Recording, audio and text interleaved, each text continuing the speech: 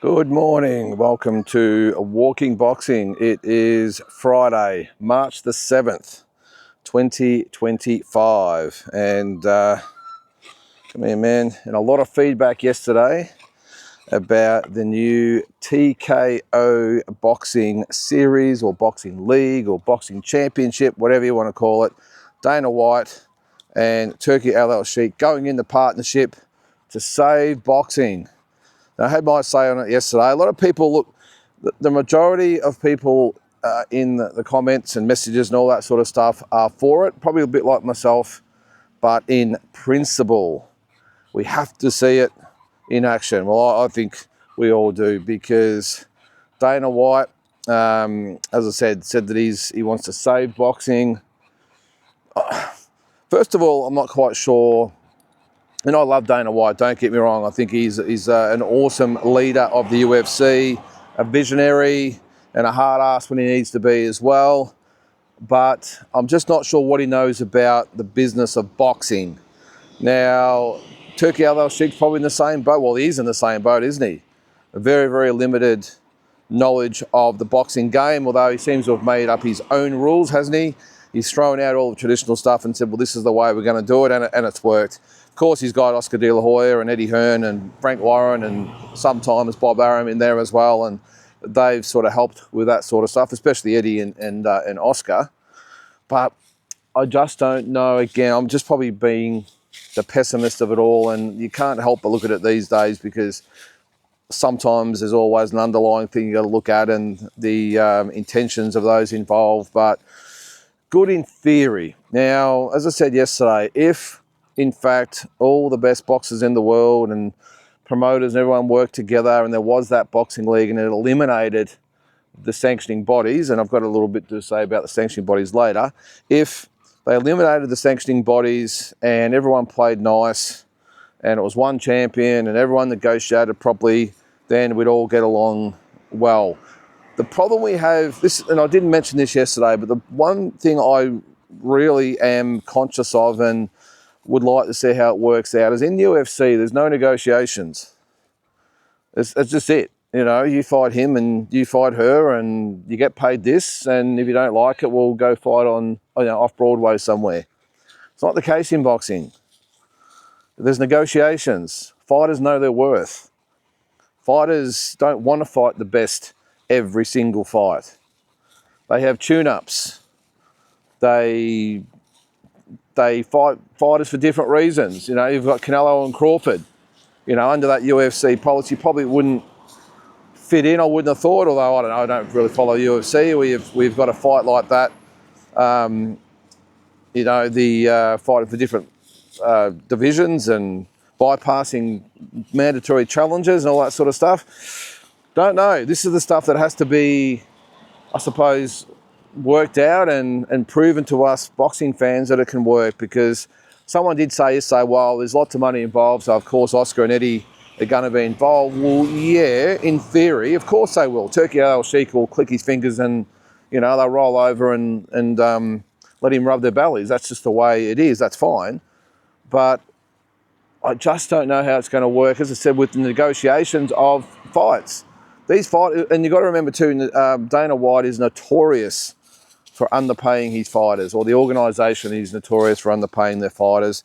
I think there was an example. I think it was Paulie Malignaggi made a good analogy or example, that he said that I think Francis Ngannou, the heavyweight champion, when he was heavyweight champion of the UFC, was on about $600,000 a fight.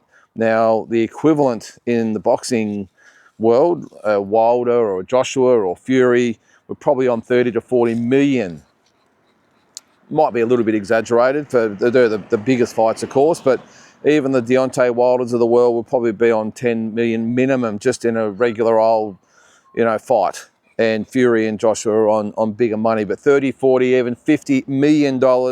And you've got the heavyweight champion of the UFC earning 600. Now, I know it's always two sides of the story, but that's the thing. Where's the negotiations? If Dana White, and I know the money thing probably will not be an issue with Turkey Al-Sheikh involved. I get it. He's got all the money in the world. I understand it. But what happens if there is a big fight? Let's say it's Canelo and Crawford in September. I mean, that seems to be the first fight they're looking at. What if Dana White says, well, yeah, Canelo, yeah, well, you're going to get 5, and Crawford, you're going to get 2 or 2.5. Obviously, that's not going to happen, but you know what I mean? Like, we don't know, probably a bad example, actually, but let's just say down the track, it is a big fight, and normally, under the current circumstances, one might get paid 5, one might get paid 3, and Dana White says, no, our budget says this, and you're going to get half of that. What happens? I don't know. I mean, these are all the questions that need to be asked. Now, they seem to have all the answers, but I haven't said anything about that. I know they're just launching the whole thing, and all that will come later. And the other thing is that I looked at is, does boxing really need to be saved at the moment? I don't think boxing's been this healthy for 20 or 30 years. This is the other thing, we are getting the best fighting the best at the moment. So why does Turki Al-Sheikh have to sort of pivot sideways and go with Dana White for this boxing league when he's got Eddie on one side and Oscar on the other, all playing ball? They have all the best fighters in the world, and they're all putting the best fights on at the moment with Turki Al-Sheikh. Why does he have to create a boxing league or championship, whatever it is? I just don't get it. I would have thought that if he was going to do that, maybe it would have been with Eddie and Oscar, or Turki Al-Sheikh, Dana, Oscar and Eddie all involved. Now that obviously wouldn't work because you can't have 3 massive egos like they've got trying to run the same organisation. But I'm just fascinated why Turki Al-Sheikh, with what's going on in the world of boxing and how successful what he's been doing has been, why he would pivot and go with Dana White. I would have thought, if anything, he might want to buy into the UFC, and not much more he could do with that though, because they do put on some great shows and the best do fight the best. I don't know, but maybe there's some different type of thing he could do with them, something outside those big pay-per-view events. Who knows? But yeah, I don't know. Maybe I'm, again, just being a pessimist and a bit of glass half empty sort of thing. But I've just been around boxing for over 40 years now. I've just seen how it works, and not to say it can't change and the mold can't be broken. I'm struggling to get my head around how this is going to work successfully. I understand the WBC won with the boxing Grand Prix. That's great. And actually on that, Hass Hamden, the Aussie, has been invited to be part of that, which is awesome. Now, we don't know what that is. That is for young up-and-coming fighters. And I like that. They've got like an Olympic type of knockout series, per division, 32 fighters, whatever it is, and they fight off and then create a champion. But that's great. That's a tournament of sorts. This is a boxing league, and when you think about it, we've had Golden Boy with all their fighters, and they all fight in-house. We've had Matchroom and all their fighters fighting in-house. We've had Top Rank and all their fighters fighting in-house, reluctant to fight others from other promotional firms. Isn't this technically a little bit the same? Isn't this just another promotional firm that's going to have all their fighters fight in-house? And that's what they've blatantly come out with. They've said, or literally come out and said, that it's going to be an in-house thing. So what happens if, let's just say, for instance, who are some of the best fighters out there? Let's say it's Inoue and Bam Rodriguez, just as an example. Let's just say Bam Rodriguez is with the new setup and Inoue stays with someone else, his current promoters. That fight doesn't happen, technically, based on their theories, because it's all in-house. Now, whether they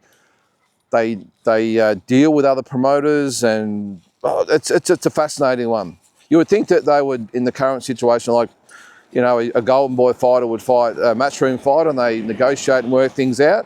Is that still going to be the case with this TKO boxing series? Because technically it goes against what they're trying to do. It's supposed to be an in-house belt. So do you bring outside fighters in? I don't know. I'm just sort of, again, going around in circles a little bit here, but just there's a lot more for me, a lot more questions than answers at the moment. In theory, it is great. When you've got two people like, a person like Dana White at the helm, and you've got the backing of Turki Al-Sheikh, you get a feeling it's going to be successful, but I just want those questions answered. I'd love to actually hear what Eddie Hearn and Oscar De La Hoya have to say about the whole thing. No doubt Turki Al-Sheikh has discussed it with them, but I'd like to hear what their actual real opinions are, whether they'll give it, because of course they have to kiss the ring of Turki Al-Sheikh. Oscar's the interesting one. because him and Dana White do not see eye to eye. They've had many a tiff before. I'd like to see what he has to say, and whether he's maybe a little bit narky that maybe Turkey El Sheikh didn't ask him to front it. Anyway, we will see. Also saw overnight the sit down with Keith Thurman and Brock Jarvis. Now, I haven't seen the whole thing. If you haven't seen these things before, they sit across from each other and question each other, and you know, it's a good concept actually if it's done right. We've seen some fiery ones in the past, but pretty much like the press conference, I sort of felt a little bit for Brock. Again, I didn't see the whole thing, just snippets of it, but I did read a lot of the transcript of it. And poor old Brock Jarvis sat there and, you know, pretty much like a rabbit in the headlights, didn't he? Because Keith, I think a lot of it actually was not so much being intimidated. It was like, mate, what are you talking about? And I think at one stage he said, Keith, just answer the question, mate. Because Keith Thurman went around, he went up, he went down, he went sideways. He flipped it over and pretty much said everything except answering the question. But he's a philosopher, is Keith Thurman, and he's an entertainer. We need guys like him in boxing. I thought it was great, but I'm looking forward to actually sitting down and watching the whole interview. And he did actually get up at one stage and shadow box, which was a little bit strange, almost telling Brock Jarvis how what he needs to do to beat him and how to beat him by showing him in the shadow boxing. So it was quite entertaining, and it was amusing from what I saw of it anyway. And Brock handled himself pretty well. You could sort of see sometimes he couldn't help but having a bit of a giggle about the whole thing. But yeah, Keith Thurman, I think it's great. And, you know, I think he called Brock Jarvis a Ken doll at one stage. And, you know, he's got all the answers. I mean, he's been around a long, long time, has Keith Thurman. So I thought it was great that he, that the two sat down. And Brock, the true apprentice, has got a lesson in how to talk it up before a fight. I thought it was great. From what I saw anyway, I only saw a few minutes of it, but I want to see the whole thing once it's released properly. So only, less than a week away. So what is it today, the 7th? So it's only 5 days away. In a strange way, I'm actually really looking forward to the fight. The undercard should be really good as well, but I'm looking forward to the fight. I want to see, I'm actually really curious about what Keith Thurman has left and what version of him we're going to see. I mean, I've still got PTSD from seeing the likes of Roy Jones Jr. and Shane Mosley come out and just be pretty much embarrassed by the Aussie fighters. So I'm intrigued to see what he's got to offer. Now, apparently, look, he has got the Tim Tszyu fight riding on it, so I think we'll see a pretty good version of him, or the best version available at this stage of his career. But I'm really, really curious to see what Brock has to offer. Now, he was always touted as being that really good up-and-comer, you know, that future world champion, but that was at like super bantamweight. This is at middleweight, and he's against one of the best fighters in yesteryear. So I'm really intrigued to see what Brock Jarvis brings to the table. I've got a feeling he'll go okay. I know it's probably, I'm in the minority, but I think he'll go okay. But I'm really curious to see how he handles the occasion, how he handles a KGL fighter like Keith Thurman, and whether he can be as good as we all thought he would be. So it's a fascinating fight.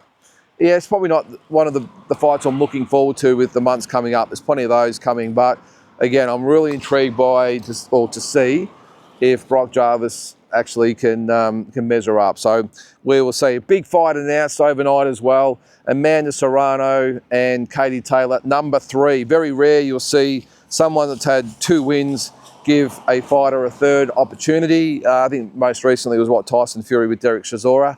This is on as far as the women goes anyway, a much bigger fight in the scheme of things. I'm looking forward to it as well. The first 2 fights are rippers, and if I'm being honest, I thought Serrano probably edged both of them. So I'm really glad and respectful of Katie Taylor, who said, look, because those first 2 fights were questionable, and a lot of people thought Amanda Serrano won, I'm going to go for that fight and give the fans what they want. The other one is who was the other? Chantel Cameron, I think it was the other one that beat her. They've had a win each, so that will probably be the next fight for her in the trilogy to tie that one up, and then I think you'll probably see Katie Taylor retire. But it's going to be at Madison Square Garden. They're going to pack the joint out again. I think it's great for women's boxing. It's going to be on Netflix as well, so the audience numbers there should be massive as well. And I think, look, I'll be honest with you, I'm not a big follower of women's boxing. Nothing against the girls. I love what they do. I know they train just as hard as the guys and sacrifice as much and all that sort of stuff, but it just doesn't mean that I have to, you know, turn the TV on every time they're fighting. I do sort of look at the results, but again, I'll be honest, I don't sort of look at the guide and see the guide and see that they're fighting and anticipate it and sit down with a popcorn ready to go. But that, again, that's nothing untoward against the girls. I respect them highly. It's just not my thing, but each to their own. But this fight is a little bit different. I'm looking forward to this one, and I will be sitting down with a popcorn and ready for Taylor Serrano 3. I think it will be a ripper. And in some weird way, I sort of hope Serrano, and I love Katie Taylor, by the way, but I hope that Serrano gets a little bit of justice, especially in the last fight where I thought that Taylor could have had points deducted for the use of the head and excessive holding as well. And I sort of hope in some way that Amanda Serrano does get a little bit of justice this time and she wins the fight. And who knows, maybe we get number 4 and 5. It'd be interesting, won't it? But anyway, good for women's boxing and boxing as a whole. We need big fights, and this is the next thing on Netflix, so it'll be massive. So speaking of massive fights as well, Nayoa Inoue, 2 fights have been confirmed. He'll fight on May the 4th in Las Vegas against Cardenas, was it? Hang on, I did think I wrote that down. Shit. Just excuse me for a second while I get it out. I had it on my phone yesterday. I can't remember which one it was. Let's have a look. Raymond Cardenas, that's it. I knew it was him. May the 4th. And then he'll fight MJ on September 14th back in Japan. So it's amazing though, he's still getting a lot of criticism though in a way from different circles, and a lot of them wanting him just to keep moving up. Why does he have to continue to move up? And I know the challenges are there, he will, but even at featherweight, I'm not quite sure there's a featherweight that'll come close to me anyway, and they're even talking about going up to lightweight. I mean, come on guys, the guy's come up from what, 108, I think it is, or it might be 112, whatever. Give the guy a break. I mean, he's an absolute gunfighter, one of the best fighters of this generation. And instead of admiring him and want him to clean out all the divisions around him, we're just continuing to want him to go up in weight. And I've said on here before, weight will stop a train. And the only way I think Inoue is going to lose is if they keep putting that weight on him and making him move up. But I'm happy with him just to enjoy him while he's here. He still has got some good fights at 122. You got these two. The Nakatani fight, of course, is going to be the big one we're after. And who knows, is Bam Rodriguez. And this is the other question. Why do we want Inoue to move up when there's Nakatani and Bam Rodriguez in the wings? I don't understand it. If anything, I'm saying to Nayoa Inoue, please don't go up. Stay where you are, because I want to see those fights. And I think there's no doubt that he could probably go down to 118. Or there is no doubt, actually. I think it's been well known that he makes 122, or he has to eat up to 122. So why couldn't he come down to 118 to fight Nakatani? Rodriguez goes up to 118. Maybe there's a catch weight involved. Why are we wanting Nayoa Inoue to move all the way up to lightweight when those 2 fights are there? It doesn't make sense to me. But anyway, good to have him while we do. And lastly, I haven't sort of addressed it in the last few days. And I've probably run out of time in this one as well with the sanctioning bodies. I will get to that one day when there's not much on. Someone wanted to know the other day about the WBA, WBC, IBF and WBO. Actually, I'll probably address it quickly because it probably won't take that long. Now, if you don't know the sanctioning bodies, the WBA is the oldest sanctioning body in the world. 1921 was when it was formed. And they were initially the NBA, no, not the basketball, the National Boxing Association, and changed to the WBA, I think in the 60s. So they started as the NBA in the 20s. In the 62, I think it was, they went to the WBA to get more of a world feel about them. Up till then, it was a world, like a lot of countries recognised world champions, but they were national organisations. Even Australia had one. 63 was the WBC, that was created in Mexico. And of course, we all know Jose Sullivan was the president for, I think, about 36 years or something like that. and now his son has taken over. A bit like the WBA, actually. Gilberto Mendoza was the president right up until just a few years ago, and then he turned it over to his son as well. The WBO was 1988. First fight for that belt was Thomas Hearns and James Kinchin for the super middleweight belt. They created, I think it was a late replacement for Thomas Hearns, and they created a belt for the occasion, which was the WBO. The IBF was in 1983. The first champion, I thought it was Larry Holmes, but it was someone else. I did read that the other day that it was someone else, but Larry Holmes was probably the first champion of note who took on their belt. And I think after that it was Aaron Pryor, Donald Curry, all took on the IBF belt and gave it a bit more meaning. And they've probably been the big four. I know since then we've had the WBF and the IBO and the IBU and all these, well, WBU and all these ridiculous belts, but they've been the big four. And the question was, where do they stand in terms of respectability and what's the major belt? Well, in the past I would always say the WBC. It's always probably been the most prestigious belt, but they've been shrouded in controversy as well. They all have, actually. If you look into all of them, they've all had corruption. They've all had payoffs, allegations and lawsuits and all that against them. Ratings, fixings and all that sort of stuff. Not fight fixing, but rating fixings. They've all had payoff to get their fighters up amongst the top ratings. And I think actually Bob Arum might have went to court and got a hefty fine for paying, might have been the WBA, I think, like 100, what did he pay? Might be maybe $500,000 or something for an elevation of the fighter. But he's not the only one. A lot of promoters and managers and all that sort of stuff have been guilty of it. But as far as these days, look, probably the one that's always had probably the most controversy is the WBA. They've always, and they are a South American company. I'm not placing aspersions on them because of that, but there's been all sorts of stuff going with them. They've probably been the most unpredictable with all the belt interims and super champions and regular champions, all this sort of stuff. So they've probably been the one that have really diluted the belts the most. WBO's always been pretty good. The only thing they've always struggled a little bit with was having those superstar champions, but in the last few years that has changed, and they're obviously one of the big four. The IBF, their president at one stage I think might have went to prison for corruption as well. That was Robert Lee, I think it was. So they've all had their moments. But if I had to answer the question now about which one is the most prestigious, I'm going to stick with the WBC, but not with a lot of confidence. They're all as bad as each other. The IBF has probably improved as far as being a hard stickler for defences, but look, I don't think I could really say which is the definitive one. I know, look, if I had to have one of the belts, I would still have the WBC. Still, for me, is the most prestigious, but not because of the way they conduct their business.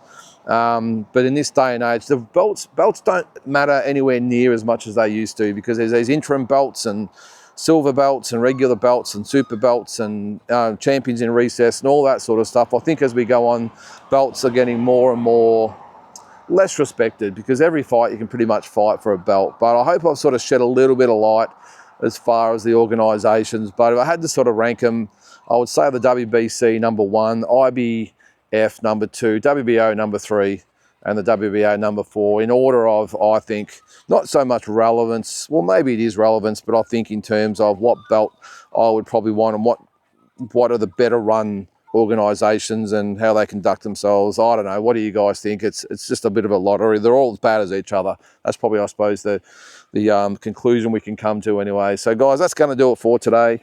Hope you have a great Friday. It's the launch of the footy season tonight, so I can't wait, even though we've only got 2 games for the weekend. All the best to everyone up in Queensland as well. I hope you've battened down the hatches and come out of that okay as well. So, guys, have a good one. We'll catch you tomorrow.